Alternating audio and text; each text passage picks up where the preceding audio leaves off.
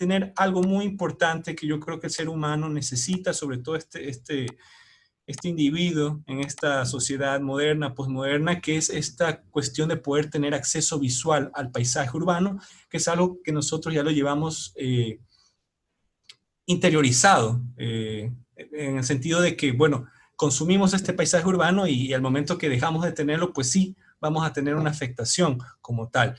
Por otro lado, me llamó bastante la atención la experiencia de los italianos en sus balcones, donde tenían también la necesidad de poder comunicarse y expresarse ante la comunidad, ¿no? Y muchos, bueno, salían con sus instrumentos musicales, hacían música y esta era de alguna forma compartida y celebrada por todos los que podían presenciar dicho evento, ¿no? Y por otro lado, las imágenes de la derecha, como ustedes pueden ver, aquí es un parque acá en Brasil, la fotografía de la parte superior, donde una persona por no salir con mascarilla y estar en el parque haciendo uso de este espacio público, de repente llega la fuerza pública y le pide que abandone el parque porque las políticas de confinamiento señalan que no hay cómo usar los parques, ¿no? Más allá de cuestionar si la medida es realmente pertinente o no, me sorprende mucho cómo la fuerza pública puede prácticamente llevar a un individuo fuera de un lugar como si se tratase de un delincuente o como si estuviese haciendo un acto delictivo, ¿no? Por otro lado, también me llamó bastante la atención de lo que va esta experiencia, lo sucedido en Estados Unidos a partir de la muerte de George Floyd por exceso y brutalidad de la fuerza policial de los Estados Unidos, donde por más restricciones, por más consenso mundial, y esto creo que es importante, que se pueda plantear para una política de evitar los contagios y tratar de evitar óbitos durante lo que es esta pandemia, vemos que la fuerza pública no puede realmente enfrentar un descontento social de esa magnitud y que precisamente más allá de lo sucedido se da por ser compartida en una plataforma social que luego se viraliza y luego genera una reacción social, que es la que vimos por semanas hasta que de alguna forma se logró calmar un poco esa situación. También me pareció importante traer a esta charla un poco los señalamientos hechos por la arquitecta, historiadora y teórica Beatriz Colomina, donde, bueno, para todos aquellos que estamos ya involucrados en arquitectura y que tuvimos un proceso de formación para convertirnos en arquitectos, estudiar la historia de la arquitectura fue fundamental. Eso fue necesario para poder entender la evolución de nuestra profesión.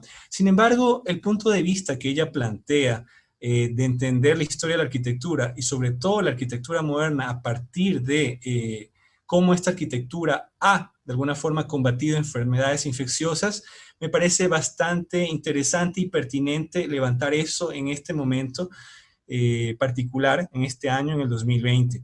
Y bueno, ella plantea que la arquitectura moderna durante la pandemia de la tuberculosis, que de alguna forma ya estaba a finales del siglo XIX y inicios del XX, sí tenía esta misión de plantear espacios curativos limpios, tanto física como simbólicamente, convirtiéndose en una arquitectura que coadyuvase a la sanidad y al bienestar social. Y podemos recordar que precisamente la Carta de Atenas, que es este documento, uno de los primeros manifiestos urbanísticos consensuados por la comunidad internacional en el Cuarto Congreso Internacional de Arquitectura Moderna, publicado en 1942, pero de hecho pensado en la década de los 30, precisamente tenía lógicas de higienización en la producción de la vivienda y la ciudad. Y bueno, esto de alguna forma también es importante recordar que en el pasado, sobre todo en la América colonial, acá en América del Sur, cuando llegaron estos arquitectos urbanistas en varias de estas incipientes ciudades, más allá del el trazado de Damero que se proponía como esta retícula reguladora del suelo para dar origen a nuestras ciudades, los urbanistas de aquel entonces como principal objetivo que tenían era esta cuestión de la sanidad y muy ligado al tema del saneamiento de la ciudad. Entonces, esto como una primera directriz principal en los procesos de hacer ciudad que vienen desde el pasado, ¿no? Ahora bien, hace unas semanas atrás se hizo una entrevista por parte del diario ABC, este es un diario español, en el cual se entrevistaba a uno de los grandes arquitectos que hoy por hoy todavía nos acompañan, digo en vida, y estoy hablando del arquitecto Renzo Piano, y él hace un señalamiento bastante interesante que creo que es importante ponerlo a este debate académico, que es, y lo voy a parafrasear completamente, ¿no? Lo que creo es que los arquitectos no deberíamos dejarnos presionar. Para defendernos del virus hacen falta respuestas en el ámbito del sistema sanitario y no tanto en el de la arquitectura y el urbanismo. Para muchas cuestiones ni siquiera hay una solución técnica. Juntarse con otras personas no puede ser un peligro. Eh, Pienso que lo que señala Piano es importante desde el punto de vista que lo que estamos atravesando, y como Paul ya lo señaló en algún momento, es algo cíclico. Hace parte de un conjunto de pandemias por las cuales ya ha atravesado la humanidad y que precisamente la arquitectura, que si bien es cierto se va a adaptar a estas realidades, no tiene la mayor responsabilidad, porque podemos, de alguna forma, todos como profesionales, eh, tal vez unos no tan ligados a la parte de medicina, ¿no? Que son aquellos que están en la primera línea de frente en combate a la pandemia, estoy hablando de doctores, personal administrativo, hospitales, enfermeros, etcétera, pero las otras profesiones podríamos tener un sentido de responsabilidad para poder de alguna forma mitigar los impactos de la pandemia. Sin embargo, creo que aquí es bastante pertinente lo que señala Piano en el punto de vista de que esto es una cuestión sanitaria y que tiene que ver con acceso a la salud y es de una infraestructura en salud, inversión pública en salud, la que estamos hablando como principal factor para poder de alguna forma combatir esta pandemia. Ahora bien, miren, yo quería contarles mi experiencia particular como alguien que hoy por hoy está haciendo un doctorado en otra ciudad. Yo me encuentro en la ciudad de Curitiba, acá en Brasil.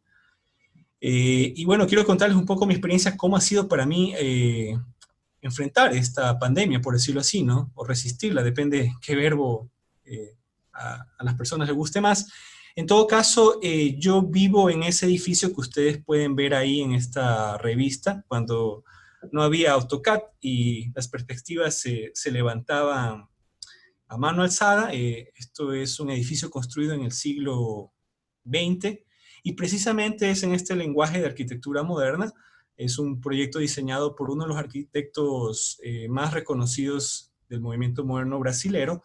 Estoy hablando del arquitecto João Batista Villanova Artigas.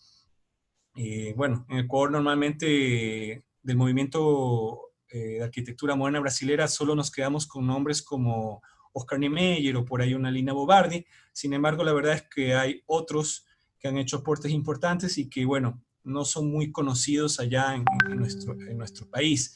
En todo caso, yo vivo en el piso 13 de este edificio, que tiene 14 en total, y la foto que está a la derecha, que ustedes pueden ver a continuación, es la foto del paisaje urbano que tengo yo todos los días cuando yo quiera, a disposición mía, y que solo para mí implica el hecho de poner un pie afuera de mi habitación y comunicarme con una terraza balcón que yo tengo, y que de hecho es una terraza balcón perimetral, ¿no? Que contorna todo este piso 13, y de hecho es compartida. El apartamento de al frente, nuestra vecina, tiene también una parte de dicha terraza. Nosotros tenemos más por estar en la esquina.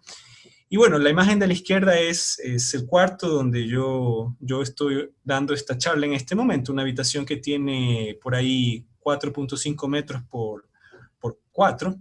Es bastante espaciosa. Y bueno, como pueden ver, tengo acceso a esta terraza, balcón que está aquí a mi derecha. Yo aquí quiero señalar algo muy importante y quiero anclarme con el debate que ya estaba iniciando Paul hace unos instantes. Y es el siguiente. En el pasado, la arquitectura que se diseñaba era mucho más generosa espacialmente.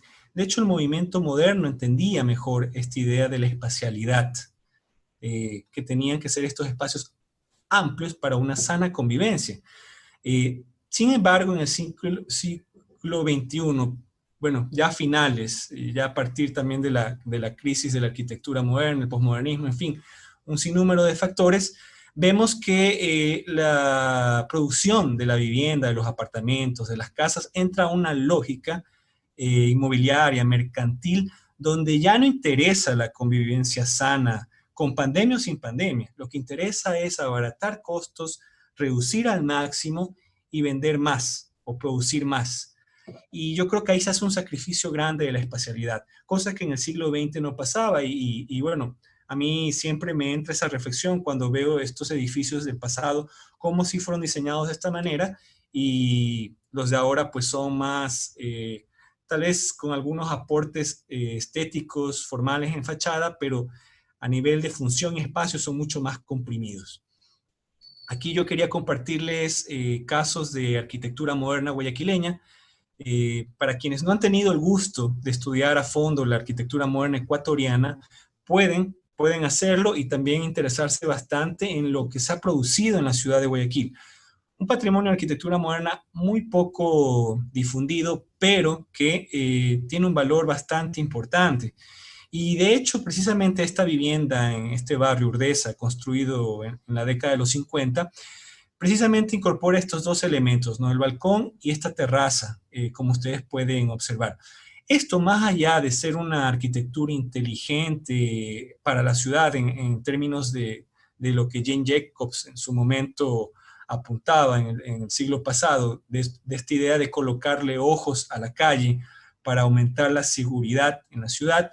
Más allá de eso, más allá de esa sintonía, creo que nuevamente vemos la importancia de estos espacios en una situación como esta, de confinamiento, de cuarentena, donde se nos restringe salir y se nos coloca, y tengo que decirlo así, bastante miedo por el hecho precisamente de que podemos contraer una enfermedad que luego puede ser contagiada a seres cercanos, familiares, en fin, todo lo que trae esta situación del virus, pero que para aquellos que nos gusta la ciudad, y yo me incluyo, la vida urbana, que la disfrutamos, no por profesión, sino por ser alguien citadino, esta situación de tener estos espacios que te permiten visuales al espacio exterior definitivamente hacen la gran diferencia en una experiencia de confinamiento.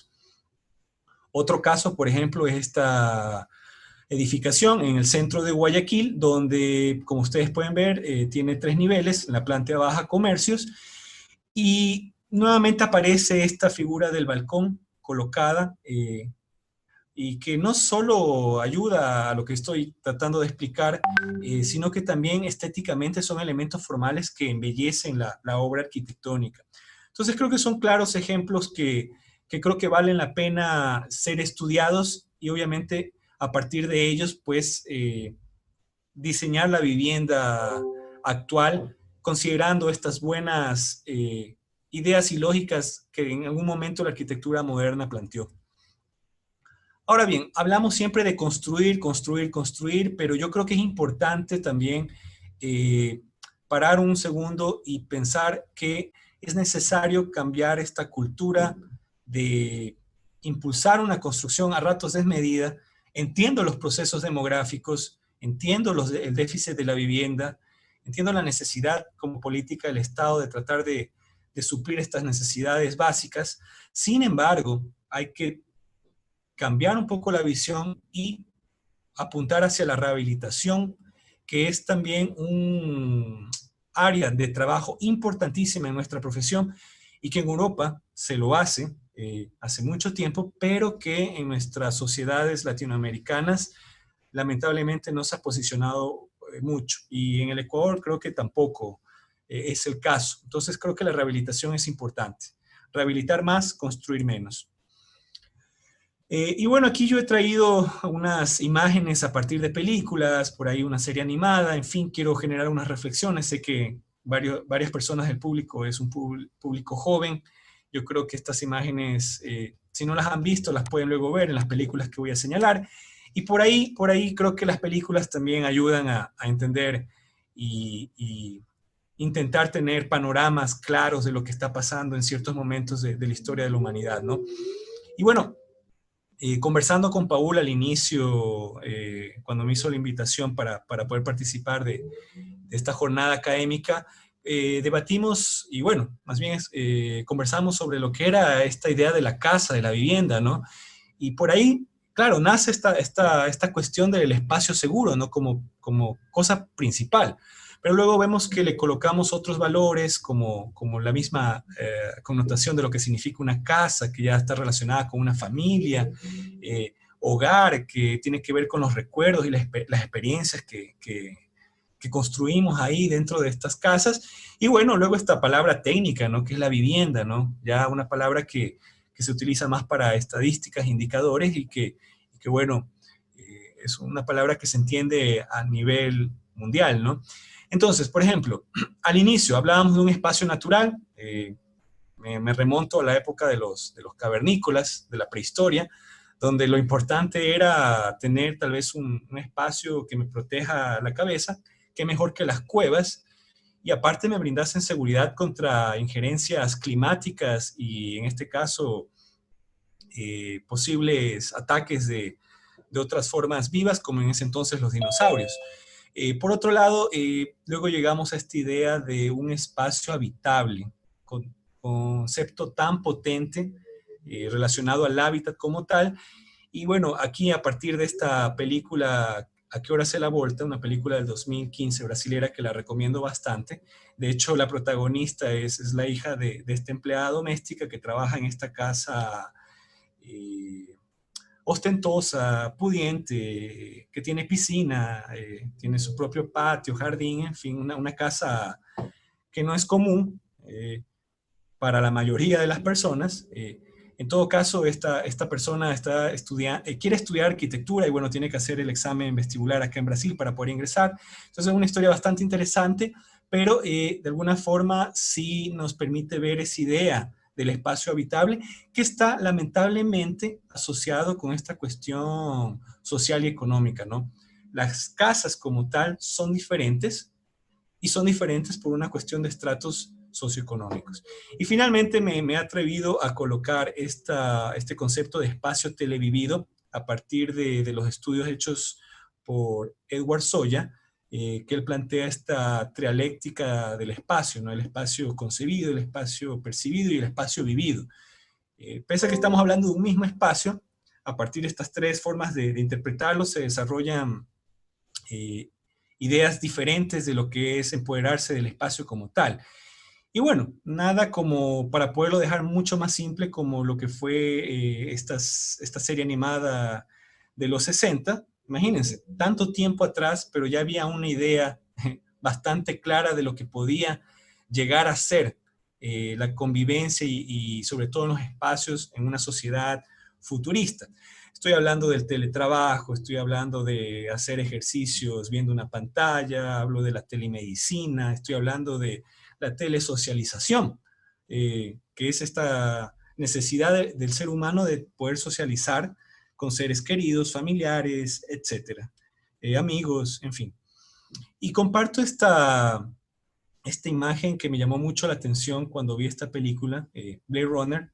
Es una película 2049, una película del 2017, donde se trata de reconstruir, o plantear, más bien dicho, plantear un escenario posapocalíptico de lo que podrían ser las ciudades en un futuro. Y este personaje, el personaje principal, es un personaje que no tiene mayor interés de conectarse con el caos que es la ciudad por temas de contaminación, por problemas como sociedad de control, en fin, un sinnúmero de dinámicas nuevas que aparecen en esta realidad que se plantea. Sin embargo, él al llegar a su apartamento, que como pueden ver es una arquitectura que parece de esta época, prefiere mil veces cerrar la ventana para no ver hacia el exterior y conectarse con un dispositivo, con un mecanismo, con un aparato incorporado a su vivienda, a su apartamento, que le permite tener un holograma que se despliega en un radio circular, y que bueno, al final este personaje termina desarrollando un interés, una relación con un personaje completamente virtual a partir de un holograma que se proyecta, en este caso en la sala de su casa o de su apartamento. Ahora bien, habiendo señalado esas cosas, quiero mencionar algo importante. Durante esta pandemia hay muchos interesados en impulsar la marca de ciudades inteligentes, caminar hacia este tipo de ciudades, y que era un concepto que ya se había planteado en el pasado, pero que ahora ha tomado mucho más fuerza. Y también invito a reflexionar que no es coincidencia que esta pandemia esté justo en este momento, cuando ya se había impulsado fuertemente una revolución de las TICs, de estas tecnologías de la información y la comunicación. Entonces, ahí hay una comunicación entre estos hechos históricos que están hoy por hoy siendo importantes para construir nuestro futuro, ahora en este momento, inicios del siglo XXI. Y lo que yo quiero aquí comentarles es el tema del uso de la Big Data para la planificación y la gestión de la ciudad. He colocado estas 4 imágenes bastante genéricas porque yo estoy seguro que ustedes se van a familiarizar al poder observar ellas. Y es que realmente hemos llegado a este pacto de las pantallas, por decirlo así, un término usado por Naomi Klein, donde nuestro cerebro está conectado a una laptop. Estamos conectados a varias pantallas simultáneas al mismo tiempo, ya sea por el uso que le demos, trabajo, ocio y demás. Y luego vemos que también llega esta necesidad de poder ya controlar la vivienda a partir de este dispositivo que es el teléfono celular, y poder tener aquí una información en nuestras manos que nos permita encender y apagar luces, controlar aparatos electrodomésticos. Es esta idea del Internet de las cosas que se pueden controlar desde un celular dentro de la vivienda, y esta misma lógica es la que luego se está aplicando hoy por hoy en las ciudades. Y yo creo que para nadie es indiferente, por ejemplo, aquellos que utilizan carro, que manejan en la ciudad, usar Waze para poder orientarse, teniendo toda esta georreferenciación ampliada de la ciudad en estas plataformas digitales, sobre todo para podernos orientar, o el mismísimo Uber, que nos permite poder movilizarnos de forma inteligente, donde nos recogen en casa y nos dejan donde nosotros deseemos. Por otro lado, también quería conversar lo que fue la experiencia en China, particularmente. Y menciono esto porque hubo una paranoia colectiva, sobre todo en Occidente, porque en Oriente ya es otra realidad por sus sistemas de gobierno allá, pero se tenía mucho miedo de que esta situación de la pandemia realmente ocasionase una sociedad de control que atentara contra libertades individuales y colectivas, como hoy por hoy sucede en China. Sin embargo, a mí lo que me pareció bastante interesante y me llamó la atención, y que no lo había podido entender hasta ver este documental o este reportaje hecho por esta cadena de noticias alemana, fue cómo la experiencia en redes de vigilancia en China permitió localizar y mapear a los infectados en aplicaciones móviles, ayudando a disminuir el número de contagiados. Es decir, en nuestras realidades, estoy hablando de Latinoamérica en concreto, nosotros nos regimos por semáforos colectivos, por decirlo así, ¿no? O sea, si un día la ciudad está en amarillo, es toda la ciudad. Si un día la ciudad está en roja, es toda la ciudad. Y así, acá ellos tenían la posibilidad en sus teléfonos celulares poder mapear qué ciudadanos estaban infectados o ya recuperados, o que se habían hecho un test para saber si tenían el virus, y según eso poder saber qué tan cerca ellos están de esos casos y guardar la distancia, que es lo que se ha pedido encarecidamente, ¿no? El tema del distanciamiento social, ¿no? Entonces, por ejemplo, en la fotografía de la derecha, cuando aparecía este símbolo de color rojo, quería decir que, bueno, esos casos eran infectados, y uno podía tranquilamente ver qué tan cerca, en un radio de distancia, ver qué tan cerca uno se encontraba de ellos. Y evitarlo, obviamente, ¿no? Ahora bien, hablemos de un tema no menos importante, pero ya más contextualizado a nuestra realidad. Yo creo que es el hacinamiento. Yo creo que los jóvenes profesionales definitivamente deben de entender el problema que representa, el desafío que representa para América Latina en el tema de producción de la vivienda. Es algo que en algún momento las políticas tendrán que hacerse cargo con mejores soluciones de las que hemos planteado hasta la actualidad. Solo por señalar lo que la CEPAL ya viene diciendo en reiteradas ocasiones, eh, América Latina es la región más desigual del planeta y por ahí me llama la atención que en barrios pobres la esperanza de vida es mucho menor que en sectores donde se concentra la riqueza.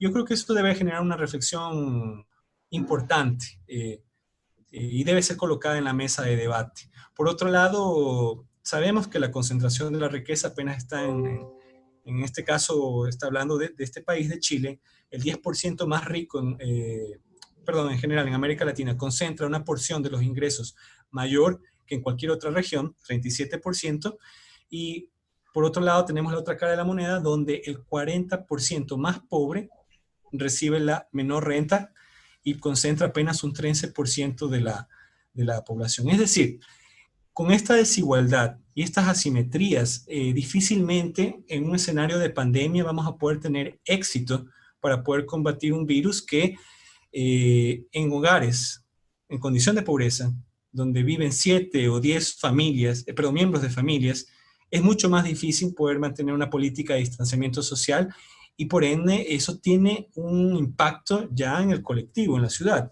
Entonces creo que esto es importante. Miren, yo les traigo esto acá a discusión porque yo soy de Guayaquil y precisamente mi ciudad se vio afectada de una manera tan estrepitosa que fue noticia a nivel mundial.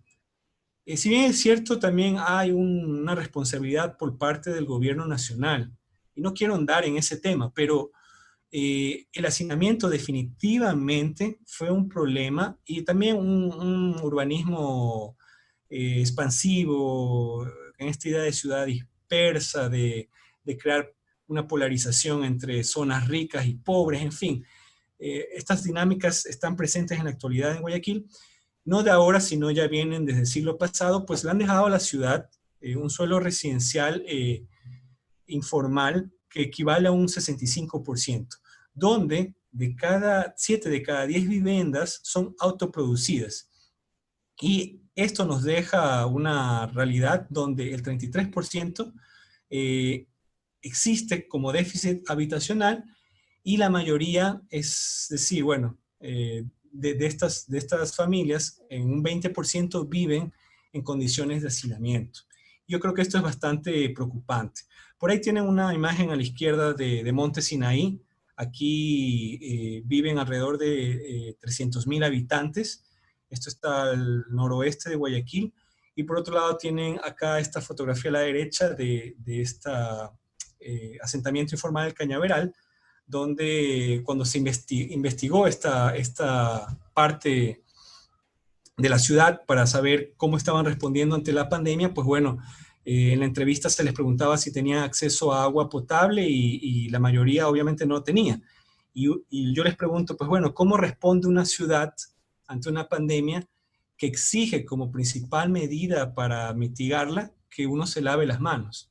Entonces, esas cosas, esas grandes contradicciones del urbanismo a ratos neoliberal, irracional, en fin, son las cosas que hay que ir corrigiendo de a poco porque yo creo que esos son los grandes aprendizajes duros que nos dejó la pandemia.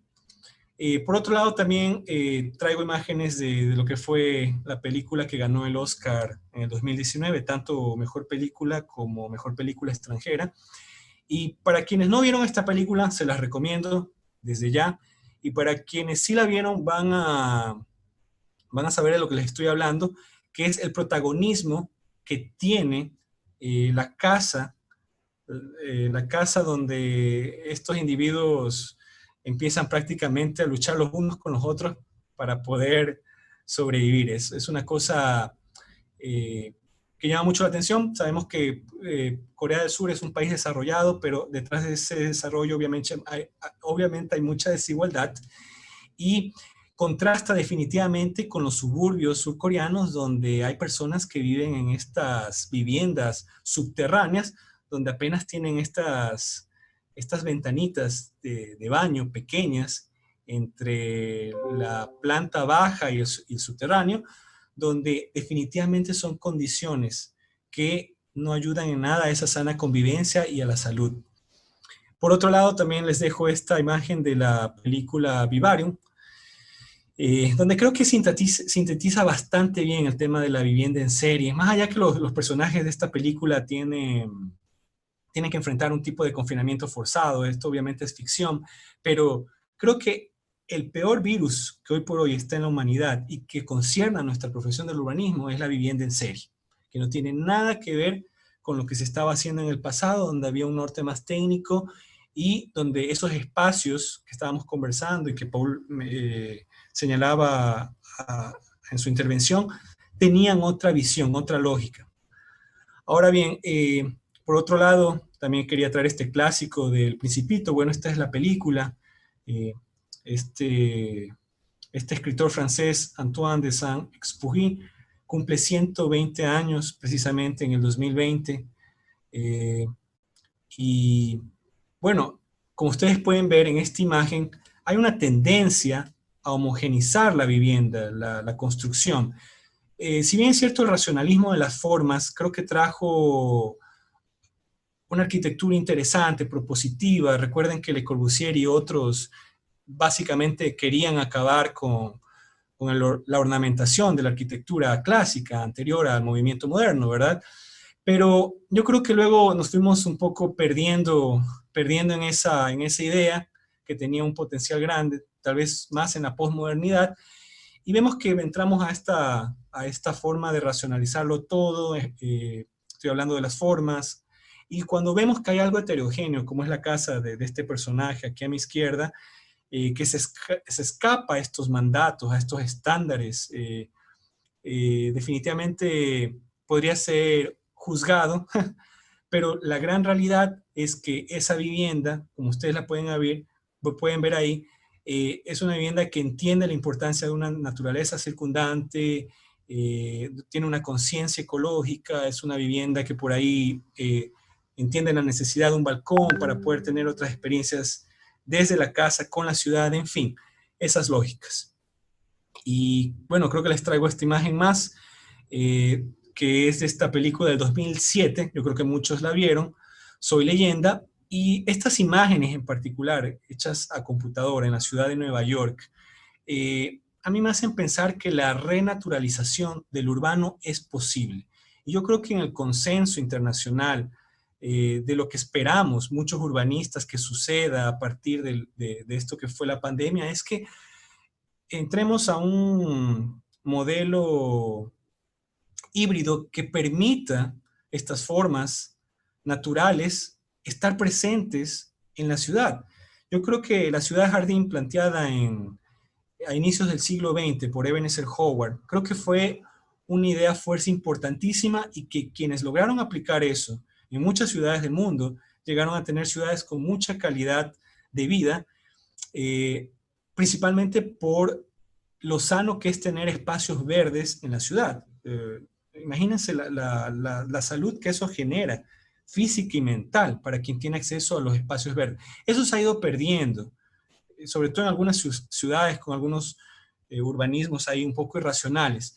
Pero en estas imágenes creo que es posible y no me desagradaría, personalmente lo digo, el día de mañana, en un futuro, ver cómo la naturaleza de a poco y en un diseño natural, no tan así elaborado por la técnica, sino algo natural, orgánico, de a poco vuelve nuevamente a estar presente en las ciudades. Eh, Miren, esto me parece también importante, ya que estoy hablando de infraestructura verde, renaturalización del urbano, recordar lo que alguna vez planteó la arquitecta Yang Gang en el 2014, en un TEDx en particular, donde hablaba de que es necesario que las ciudades construyan tres tipos de infraestructura. Infraestructura vertical, por un tema de densificación, infraestructura verde, infraestructura comunitaria. Son este tridente, este trípode en el cual las ciudades deben de apoyarse para poder tener esa sana convivencia que es la que deseamos, ¿no? Y la imagen que ustedes pueden ver a mi izquierda es una foto de una maqueta de estudiantes de arquitectura, cuando tuve el gusto de hacer una pasantía en la Yokohama National University, en el Tokio Metropolitano, donde precisamente en esta Facultad de Arquitectura tienen un laboratorio de vivienda y producción del hábitat, y más o menos lo que ustedes ven ahí materializado en esta maqueta es la tendencia que se está impulsando en el tema de poder producir vivienda y infraestructura comunitaria y verde en las ciudades. Esta imagen también me gusta mucho porque este edificio es la Facultad de Arquitectura de la Universidad Nacional de Yokohama, y donde ustedes pueden ver que esta fachada, esta piel, por decirlo así, con alambres, permite en ella poder colocar una vegetación, y a la final este edificio termina teniendo esta lógica verde que estéticamente es muy agradable a la vista.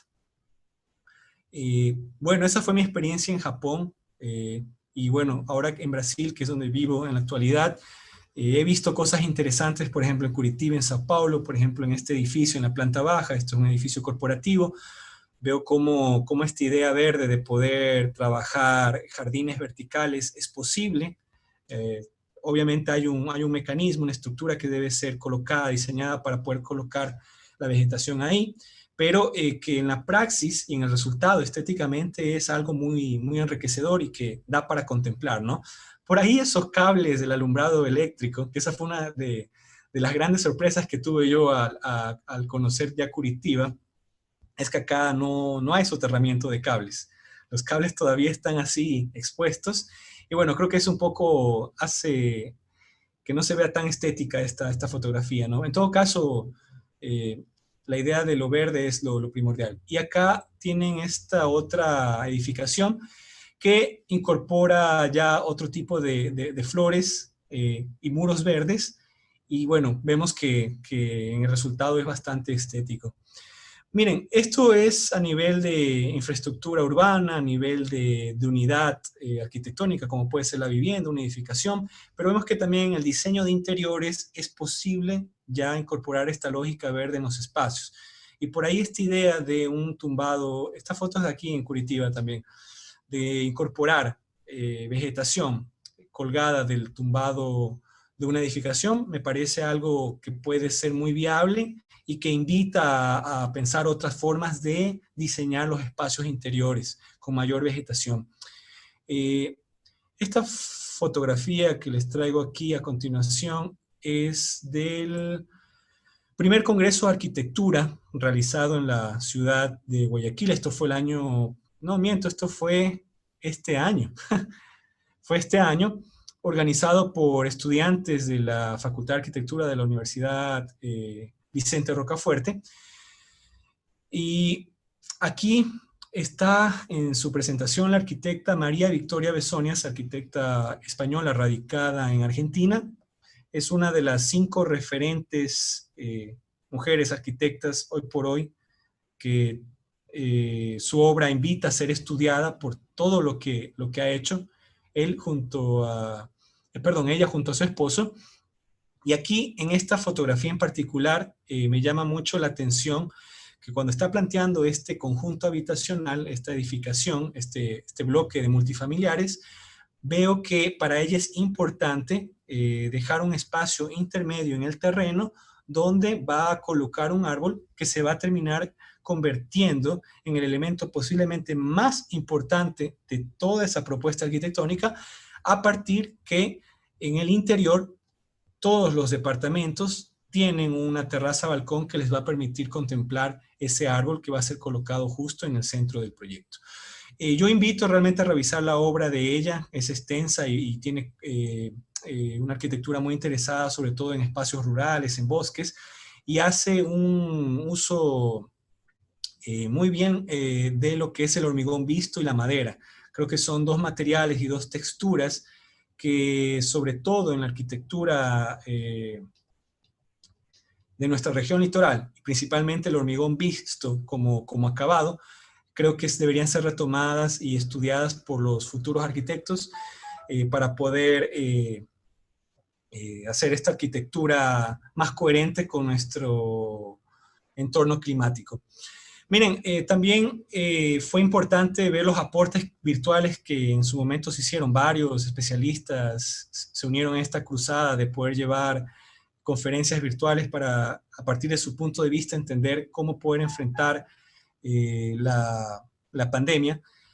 Y yo creo que lo mencionado por Saskia Sassen y Richard Sennett fue clave cuando señalaron que la clave para poder entender lo que significa esta pandemia es el tema de la densificación. Yo creo que eso es, en resumen, lo que nos deja como aprendizaje esta situación del virus. Ahora, el consenso de urbanistas a nivel mundial durante la pandemia determinó tres cosas. Vamos a trabajar en una densificación poblacional inteligente, fortalecimiento de los barrios y movilidad urbana basada en la bicicleta. Creo que esto es importante mencionarlo. Y de esas tres quería señalar que, por ejemplo, en el tema de densificación poblacional inteligente, los jóvenes arquitectos, más allá de las lógicas inmobiliarias y de mercado que están impulsando la vivienda en serie, tanto desde el sector privado como desde el Estado en el sector público, hay que apostar por los multifamiliares, por los condominios, y yo creo que ahí hay que hacer mucha gestión, hay que posicionar mucho las ideas, ya que el mercado suele ser muy voraz en ese sentido, en trabajar algunas lógicas como verdades absolutas, pero cuando veo ciudades como Quito, y no solo Quito, varias ciudades donde tienen un urbanismo racional y se están haciendo las cosas, se están queriendo hacer las cosas bien, por ejemplo, los condominios, como los que pueden ver aquí, estas dos fotos a la izquierda, creo que son prueba de ello. Estas edificaciones están cerca del Parque La Carolina, y bueno, por ahí Uribe Schwarzkopf ha venido impulsando ese trabajo. Creo que hay que rescatar ese liderazgo que han tenido, sobre todo en la innovación de fachadas en edificios de altura media, pero sí tengo mi observación de que a la final muchos de esos apartamentos terminan siendo pequeños, y yo creo que eso es un punto flaco del caso quiteño, un punto débil. Y por ahí esta edificación es tomada aquí en Curitiba, solo para que vean las fachadas de estas edificaciones, y creo que por ahí hay que impulsar nuestra profesión y producción arquitectónica. Por otro lado, me llamó la atención también en el tema de barrios, estos gráficos hechos por Holloway y Aguilera en Santiago, en Chile, donde a partir de ilustraciones tratan de identificar cada barrio que tiene Santiago, y yo creo que los arquitectos hoy por hoy, que entendemos la necesidad, hoy más que nunca, de trabajar la escala barrial, hay que enfocarnos precisamente junto con el poder público, local, nacional, en términos de planificación, cerciorarnos y garantizar que los barrios de nuestras ciudades tengan acceso a salud, a áreas verdes, bibliotecas, estén condicionados para personas con discapacidad, tengan lugares de ocio, restaurantes, mercados, en fin. Creo que son necesidades que los barrios ya no pueden pensar que no era necesario tenerlas, porque yo creo que la pandemia demostró que era mucho más fácil gestionar a nivel de barrios con planes de contingencia, pero para que podamos tener esa ciudad de 15 minutos que por ahí la alcaldesa Hidalgo, que de hecho ganó la reelección en París, está proponiendo hoy por hoy allá en esta capital europea. Y finalmente el tema de las bicicletas. Yo creo que ya todas las infraestructuras urbanas, los grandes proyectos urbanos, no pueden no tener ciclovías.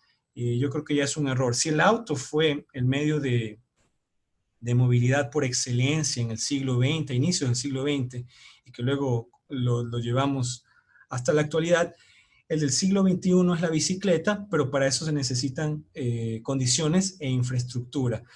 Y bueno, yo creo que Puerto Viejo en eso ha sabido transitar por esta visión correcta del urbanismo. Lo he visto en el parque, me parece, la Rotonda, y bueno, estas imágenes que ven ustedes aquí son del malecón de Guaíba en la ciudad de Porto Alegre, donde pueden ver que más allá del inteligente diseño en sintonía con este lago, del lado de la avenida principal pues está una ciclovía que permite a los ciclistas poder desplazarse a través de este proyecto urbano. Finalmente, quería cerrar mi intervención con algo que señaló en su momento, y hace poco realmente, creo que la semana pasada, el arquitecto Jaime Lerner, que fue alcalde de la ciudad de Curitiba en 3 ocasiones y a quien se le debe el éxito de este modelo y de todas las bondades urbanísticas que presenta la ciudad de Curitiba, cuando se lo entrevistó por la Folia de Sao Paulo y hizo un señalamiento bastante interesante que lo voy a parafrasear. Para las ciudades postpandémicas es importante abolir la división de barrios. La diversidad es calidad de vida. Y también señaló que hay que repensar el nuevo papel que van a tener los automóviles en las ciudades en un futuro. Él señala que van a ser como el cigarrillo del futuro. O sea, lo más probable es que desaparezcan. Y las casas en ese sentido deben ser más accesibles porque integran un sinnúmero de dinámicas, como ya explicaba Paul. Ahora una casa puede ser mi lugar de trabajo, mi hogar, mi vida, mi todo. Entonces, creo que bajo esa lógica hay que facilitar que la vivienda cada vez sea más accesible bajo estas lógicas inteligentes de densificación. Y por último, y yo con esto cierro como lo más importante, ya para terminar mi intervención, es que él entiende que para la cohesión social y la vida en colectividad sana, en convivencia, es importante poner fin a los condominios horizontales que para él representan la anticiudad. Y yo aquí solo quiero que ustedes visualicen, para los que conocen Guayaquil, que estoy hablando de un ejemplo concreto, que son las ciudadelas amuralladas en la parroquia urbana satélite de San Borondón y también en la parroquia urbana satélite de La Aurora, donde se han impulsado estas lógicas y que concuerdo completamente con Lerner en el sentido que eso solo nos ha traído a nosotros anticiudad y en el siglo XX nos dio una bofetada en la cara al momento de que no pudimos gestionar como ciudad al inicio, como ciudadanía organizada a través de nuestras autoridades, el tema de la pandemia por el hecho de que el urbanismo desigual y asimétrico prácticamente ha ocupado extensas áreas de la ciudad. Entonces creo que esas son las cosas que hay que reflexionar y que hay que pensar para no cometer esos errores y trabajar en un urbanismo que nos permita tener una mejor calidad de vida en un futuro a partir de este año 2020. Muchas gracias por haberme escuchado.